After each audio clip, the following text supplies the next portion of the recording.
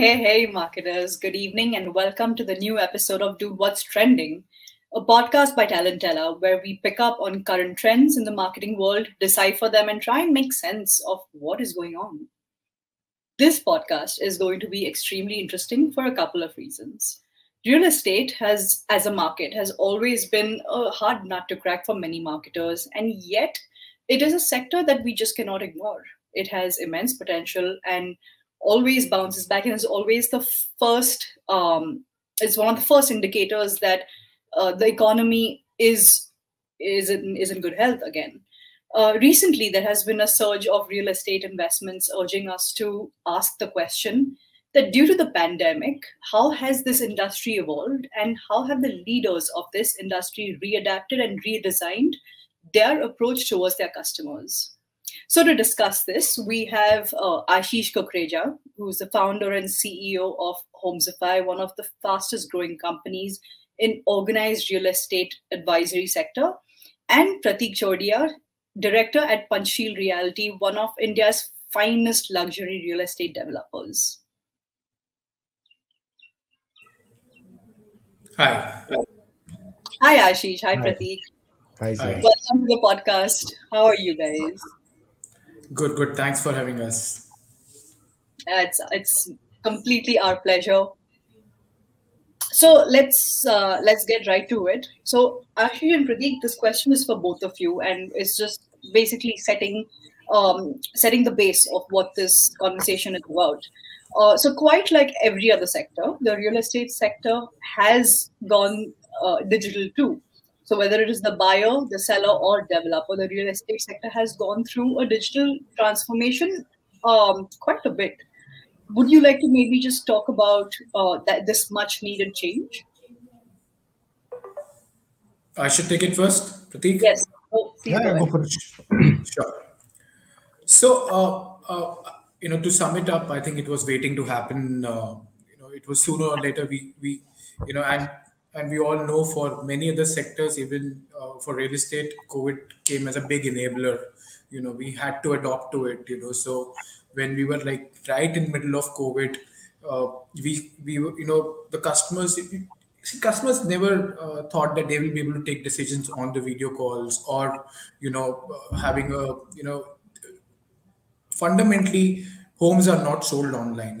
That's the global statement which you will see most of the stakeholders making, that you can't sell homes online. You have to feel the air, you have to touch the walls, and which still holds true. It's not that people go ahead, but what happened in this phase is that we traveled 2-3 years in matter of 3-6 months, because customer was ready to sort of trust anything which was offered to them on a digital sort of a window in terms of so I think to broadly tell you, the adoption moved very fast. Now we are just starting that journey, wherein India, just to sum it up again here, Sia, that India is many years behind in terms of how a transaction is structured. If you go to even some of the smaller countries near in Asia, or wherever, it's a very structured. In US, if you go, you can finish a transaction in 30 minutes. It's like that. You have to go at one place and everybody else comes at that room, and it's done. But when you are in India, you have to do 3-4 agreements, and so on and so forth. I think the best part of digitization, the journey ahead, is that in years to come, if not soon, the whole transaction experience will become more structured, and always customer is king. So yeah. Awesome. Prateek, what are your views on this? So I think the digital push is actually has been very beneficial for the industry altogether. One is, I feel that it's done really well in even helping make a sale, because when someone looks at properties online instead of going on foot searching houses, they may come to your house last. You might be tired already until a site visit. So Right. when you're doing it at the comfort of your home, there are different technologies like we've adopted. So you can see the home online. It's just you can walk in a 3D view, so you can feel and see the home online, sort of. So you already have shortlisted a few. So choosing two or three locations to go to, out of the ones you've seen, is much easier, much faster in making a decision. You're not confusing yourself with, what amenities are here, there. Then you can, like, people are just confusing themselves. The locality, almost everyone is online. So it's Mhm. much easier to see it. You go to those two, three sites and you can close a deal faster, is what I feel. That, this is the biggest push. As far as the trust factor is concerned in real estate, RERA has, I think, helped in, putting some trust back to the consumer, where they know that if nothing else, they have a proper body to bank on. So those things make it, like, it has made it much easier, and people who were compliant with RERA will sort of stick around for a longer time, and it will become more organized. So I think Right. all in all, it's a good thing for the industry. Okay, I definitely want to get back to the rare topic later, but as of now, you definitely you mentioned that it kind of cuts down. So going digital cuts down on the time that consumers have to expend finding something which they actually like. And from personal experience, I can tell you that you end up going through so many houses in a day sometimes that it gets too much to actually process. So one of the reasons, of course, that I think Panchshil would do really well in this regard is because you already have like great houses and such a great brand trust already in the market. So um, how have you translated that digitally, apart from, as you said, 3D models of your house? Um, how have you captured the luxury brand and adapted it to the customer journey in the digital world? So, I mean, when we're launching a project, there is a whole different approach where we're still doing some TV ads. We're still doing a lot of work on hoardings. In fact, we started hoardings also very recently, actually, Right, residential. So in sort of our lower segment product, which is still an upper upscale product in our portfolio, it is one of the lower end products. That, the amount of walk-ins have increased. We've been able to, sort of through our ads show, we ran a campaign for Panchshil Towers, where, we basically the video shows someone going, the entire experience of the apartment and stuff. We ran it digitally. It was there all over social media. Also, we ran the same ads in the TV campaigns. So those messages are still delivered through like advertisements that are video based. mhm, But other than that, we try and relate to everything luxury in the social media space. So instead of just doing our residential projects, also we showcase our hotels, our office parks, and that sort of gives the company's image, puts out the company's image much better. And so when you're making a decision, it's easier. right. Okay, awesome. And Ashish, do you see any trends coming up in the near future or current trends that have changed the game for the better? Yeah, of course. So I think, like I said, even see, they are the people who choose. So if they accepted that, they can, you know, they are ready to sort of take a virtual tour and, sort of cover up that distance, in the journey. So it helps a lot. So in terms of trends, I can say that, more and more innovations will come in this domain, wherein we will be able to, have customers travel some distance on the transaction virtually. I'm not going too deep here, but I think that there's a lot which will happen here. And and going ahead, I think, like I said, that, it's the word is digitization, right? It's like you don't want to wait now for any authority to come and sort of to help us. You, as one of the stakeholders in the sector, you can push it, right? You can try to digitize something from your end. So for example, doing online, you doing those signs, on online, and you don't want customers to come to the to the location and do it. All that is acceptable now. Then going ahead, one would like to, for example, we have a plan to play with escrow accounts. Technically, I'm sure Pratik understands that, but you don't have to really go through many agreements, and so see, like I said, it's a journey ahead for us. We were many years behind. On risk of being repetitive, I'm saying that, but good thing for us is we were not seeing it happening. Whenever we were trying something like this, we had a great pushback from customers, from developers, but now everybody's ready for it. Everybody's open to it. Right. So these trends are emerging, and I'm sure that uh, the underline, because it's all about real estate, this particular episode of yours. So see, we were in a dull phase for last many years. When I say dull phase, I would say that it was not going anywhere, so to speak. But like what just Pratik also shared, about RERA, many events happened in this sector. RERA came, GST happened, demonetization happened. There was an NBSC crisis. All this was so difficult for real estate sector. But when when it has sort of come out of these some key events, now it's a very, very strong sector. It is in a multi-year move. I'm giving you a fundamental perspective here, that now next 6 7 years, we see, there's a lot of consolidation in the sector, and apartment sizes are coming down, but the number of transactions have gone up. And after COVID, people don't want to adjust in their lives, right? They want to either upgrade, or make sure that they sort of, see, when you were in middle of COVID, and you were staying in a rental apartment, and you had this kind of a treatment which you were not expecting. So we have seen so many fence sitters coming out and buying their apartments last year, and we see that this trend will go on and on.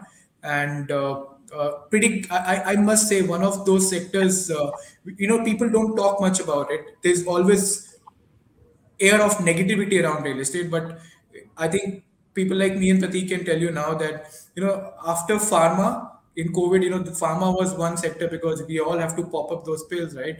But real estate is the next sector which is now sort of coming as a big gainer. Yeah, I agree with that. In fact, we had thought that we will see, we'll have some trouble, because especially because of our price points, and it might get difficult. But actually, we were able to make a lot of sales through this time, because people were looking for an upgrade, and right from the top to the bottom. So everyone was upgrading, say, at least a bedroom in their apartment. A lot of people have upgraded. So sales throughout have been great. And when you are in the luxury segment and you are selling that lifestyle, it all sort of adds up, because you're thinking that I went through such a terrible time. Right now this might be better, so you're automatically sort of making buying decisions even faster Kal ho na ho. before the next lockdown. Kal Work ho from na ho. home has definitely helped. Yeah, so Nothing, ready possession also, kal ready ho na possession ho, aaj hi le also lo. sold. Ha. Yeah. What mostly sold was ready possession. Hmm. People wanted to move out quicker. Yeah. A lot of families that were living jointly also turned towards a more nuclear family side. So at least one part of the family moved out. So that also happened a lot. Okay. And have you, Pratik, I've gotten a question in the side in the comments. Have you also seen the reduction of spaces that Ashish mentioned, in terms of like people don't mind compromising a little bit on the space, but they want their own homes and they want to like own more? Depends, right? Our houses are typically larger. Yes, that's why. Yeah. So we I we didn't see any problem. Hmm. But as I said, that families were becoming nuclear. So if you're looking for, say, a 3,000 square foot apartment for six people, and you could sort of shift to 1,800 square feet with three. So it could have been that way. But people who want to spend money and still, who have disposable income and want to live in a good house, they definitely would have. Stamp duty reduction really helped last year. Mhm. So people suddenly started saving that 2-3% of stamp duty. Home loan rates went down, so they were able to spend a little more instead of paying taxes on themselves. Right. So all those things really helped a lot. Super. Okay. And Ashish, I have a question for you again from the comments. You said that India has just started catching up to world trends when it comes to digitization in the real estate sector. How long do you think uh, this entire process will take till we catch up completely? Oh, I'm sort of optimist by nature, so I can only say that every now and then you will see something happening in this sector, and just a bit of push is required from authorities, government as well. So we are in a stage of wherein we are talking about blockchains and stuff like that, and Right. it's something which can really help the sector a lot, and so. If you sort of push me to give me a give you a timeline on this, but I think we'll be in a much different situation in couple of years, in terms of the way the transaction, the whole journey from a discovery to me moving in an apartment will have a very different approach in next couple of years, and it will be a bit by bit journey. So yeah, it cannot happen all, it's various people will come and try to disrupt it. We are doing our bit. I'm hopeful that a lot of other startups in ecosystem will also try to add to it, and I think the eventually we will see that it will be very different in next couple of years. Yes. Right, that's a very interesting point, Ashish, because it kind of leads me to my next question. So, I mean, moments of moments of difficulty and change always gives rise to solutions, right? So, with that regard, for Ashish, you as well as Prateek, do you foresee any challenges that buyers and sellers might face due to this digital shift? And if so, maybe we can find solutions and think of how to combat them.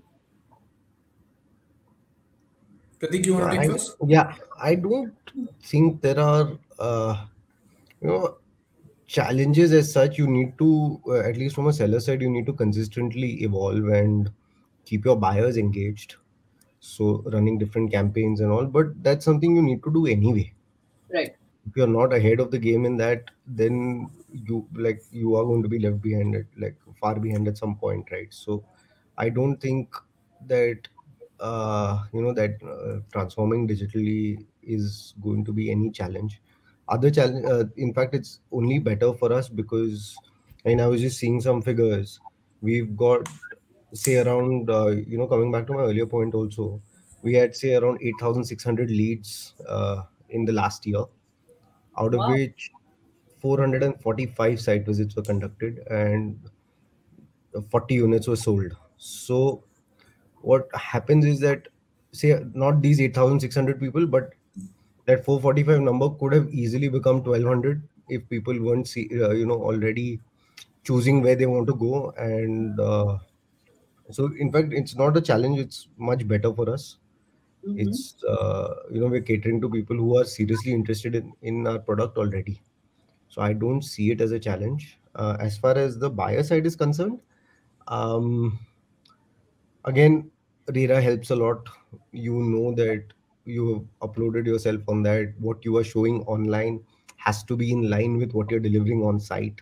So it's not going to be like I show you something else and deliver a completely different product. That does not happen anymore anyway. And Hmm. that regulation really, really, I think, has helped in this whole digital transformation. Yeah. So I think any adoption takes time, right? Yeah. So even for the customer, like I said, it's always about touch and feel. You want to do it. So if on the other side we try to convince customer that why don't you sort of do it virtually, but there will be always these late adoption customers who don't want to do it at all. They just don't, they feel it's being oversold to them if we are doing it too much online, right? They'll delay it unless they go and experience it personally. So that time is sort of not saved. I think different regions behave differently. We we are like, I keep saying this to my team, that we are like 4 or 5 Southeast Asian countries put together in India. We're everywhere things. I know just now what Prateek said. Pune people are in habit of bigger size apartments, but Yeah. when you go to these lanes of Ghatkopar in Bombay, a, a, a livable apartment, is also a welcome sort of a Right. step that just sort of perspective. But yes, there are two sections, right? There is always there, even luxury has done well. So like, that's what Pratik was telling. Luxury has done really well last year, amazingly well, because people, because of the space, want to go ahead. So I think another interesting element is the whole volatility around us. This wave, that wave.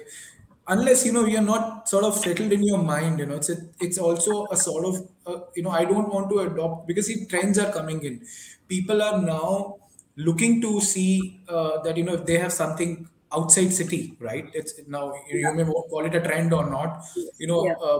but if you're not sure that is this going to be a full work from home, a hybrid work from home, or no work from home? It's still a lot of, we are in a so-called fragile environment. So as a customer, I'm not sort of sorted in my mind. Let's say that, but still, people are buying left, right, center because of because they are getting the price what they want. So I think challenges are the adoption bit, and people are also seeking stability. As in there is some stability in the life around us. And for people like us who are the stakeholders and participants, we have no other option. I started with that. We have no other option but to adopt. We are in an environment, we're in a world where we are not looking back now. We will see a lot of innovations, and digital is the way to go. Yeah. Great. Okay. Also, I just wanted to add something Yeah. quickly. We saw, I have certain friends who have, large companies that are catering to the middle, upper middle class sort of segment, and they run a loyalty program in house. But the digital transformation to just, with which they combat, like, they worked on it with during COVID and launched their platform. They had, activities going on online throughout the 3 4 months of the lockdown. That also created tremendous loyalty. So programs like these, when you're engaging your customer digitally even after the sale, Yeah. actually will help build far more loyalty, so the decision in the future of buying a home becomes even easier. So it's just not, the advertising bit, it's how you keep your customers engaged also. So that too turned online, which I think for some companies worked really really well. So, what kind of customer loyalty programs are you talking about? So they ran, different activities. They ran things like, talent shows online, or you had to create something within a few days. They run their, some people run their customer loyalty programs on these. So they give out vouchers. They'll give out Amazon vouchers. They'll give out, vouchers like, different kind of vouchers where you can spend those as you will. um, but it also brought that company's, community together. So various people living in various societies, people you did not even know before, you're sort of understanding the whole community that shares the same brand name. So that itself increases loyalty, and people keep talking about your company all the time, because they were discussing, "Arey, mere society mein aisa hua hai," or stuff like that. So it always makes a difference. Yeah, it's engagement, right? Yeah, It's yeah, basically absolutely. creating brand recall and just connecting with your customer beyond just Hmm. sale.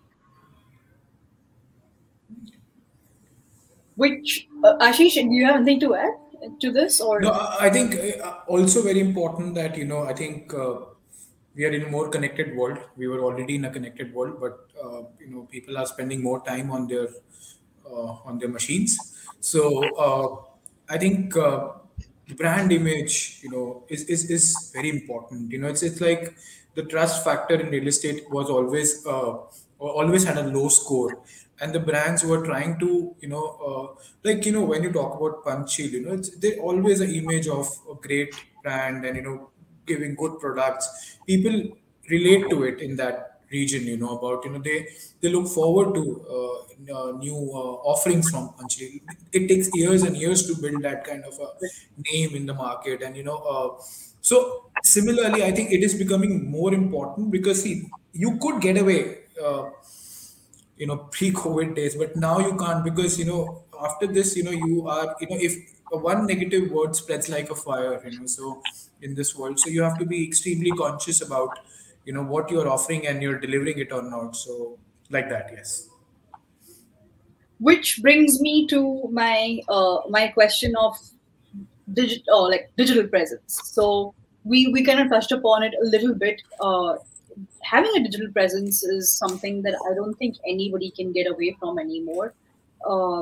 It used to be the domain of B2C that has completely been thrown out of the window, and B2B companies um, definitely have to enter this space. But since real estate is, I mean, large part of real estate is B2C, and a large part is B2B as well. You are kind of on the cusp of the kind of digital presence that you have to build. So I'd love to know as to how your companies are doing this. What kind of platforms or methodologies have you adopted in terms of social media, email marketing? Tell me all your secrets. Come on. Ashish, you want to go?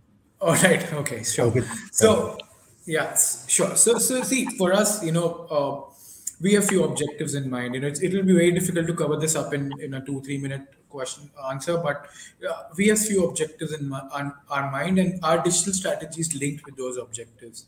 So our objective is to have a world-class customer experience. Our objective is to make sure that if we do this business well. You just spoke about B2B. So there are these agents in the market, how to make them run their business efficiently well.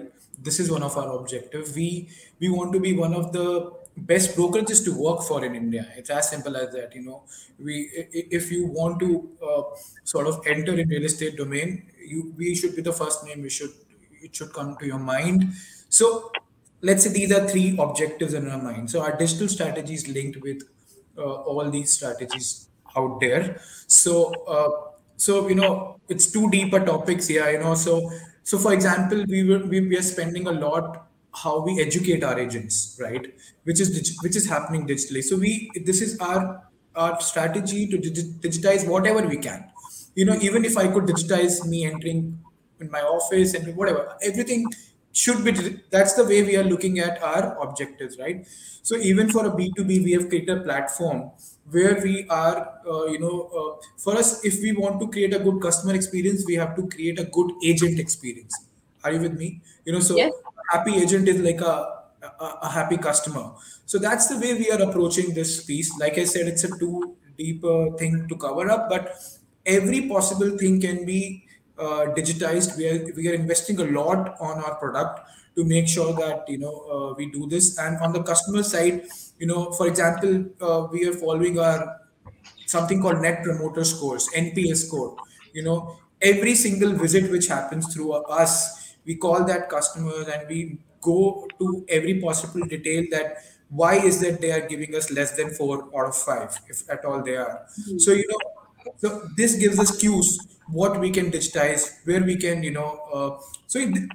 all this, for example, just to give you one example, all this led us to fasten our bot process. So we are right now, every customer gets a first message within 5 seconds of they putting a query, because we have our bot worked out. This happened because we were targeting a good customer experience as one of our measurements.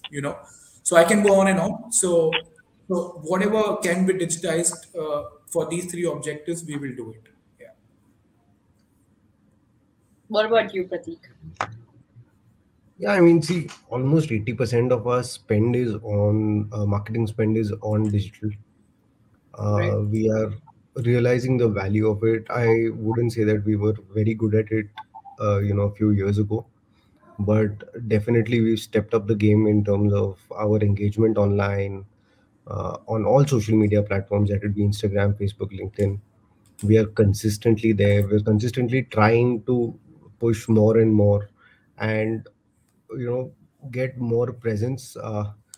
This has also been somewhat due to the market, because initially real estate, like a few 10, 12 years ago, prices were increasing so fast. It was residential real estate was also a huge play for the investor market, say, yeah, about 15 years ago, where prices were doubling. People were making real good capital gains on their residential investments. uh, with time, that has come down. So a lot more end users are ending up buying homes rather than investors. So the approach has to change.